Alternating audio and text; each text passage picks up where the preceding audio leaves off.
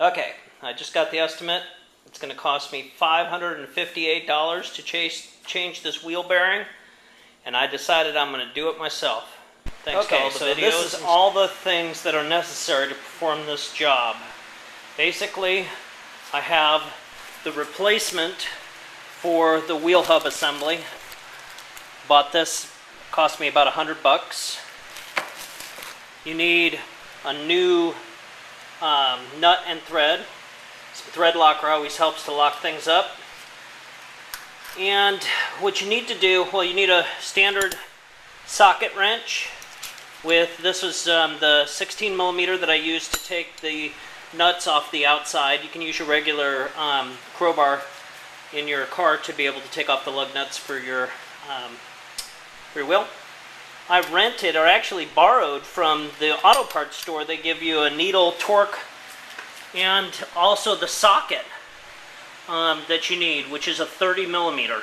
So it's really important that you have the right 30 millimeter socket to do this.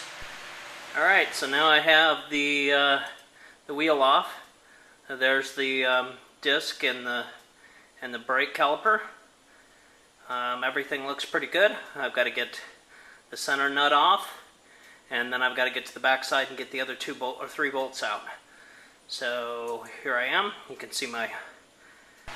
Okay, so here's the bolt. One of the bolts is right there, and I'm using a 16 millimeter socket to get it off. It's actually pretty easy. Once you break it, they come off almost hand tight, and maybe that's just my car, but they're not rusted or anything, so pretty easy to get off. Let me get the 2 off so we can get this caliper off. So I actually have it tied off with an extra piece of wire that I have up to the suspension, just long enough to hold it while I do the work. So there it is. Here's the rotors for the brake, and it just comes right off. There's nothing holding that on. It's done. Now this is the part that I'm interested in. This is the part that has to be replaced. This is the part that they wanted to charge me $500 to $558 to replace.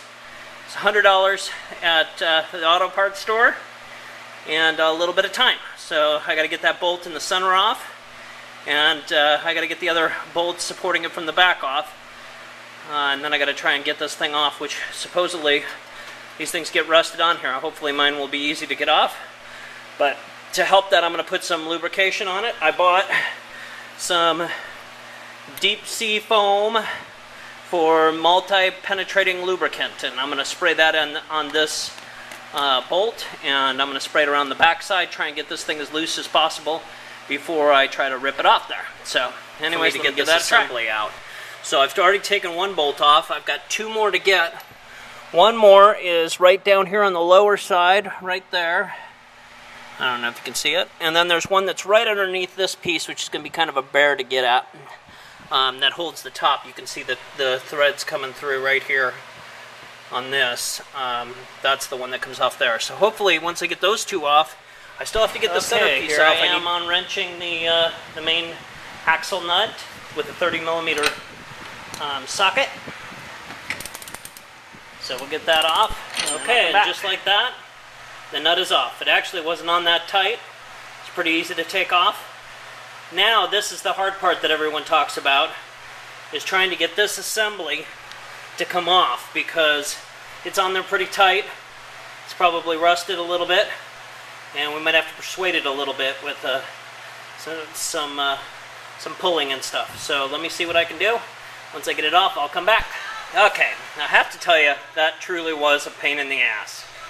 That part really is hard to get off. The hardest part is, because this heat shield's right here, there's really no room to get in there to bang on the thing. You can only bang on this corner. What I ended up doing was banging a little bit on the back side of this, spraying some lubricant in there, and then pushing it back, pulling it out, spraying more lubricant in, pushing it in, pulling it out, and finally it wiggled enough to come out. But what a pain in the ass. It probably took me well over a half hour to get that one little piece out. But now, luckily, the hard stuff's over. We just have to reassemble. One more thing. I think I'm going to sand this, get some of the rust out of the insides there. I don't know if you can see it very well or not. It's starting to get dark around here. but there's some rust and stuff in there that I just want to clean up that, get all that grime out of there. There's the old one, and you can see the anti-lock brake mechanism at the top comes out there. And there's the old one with the crappy bearings. Be happy to get rid of that. Well, there's the new one in place. I haven't screwed it in yet. I put the heat shield back on for the thing.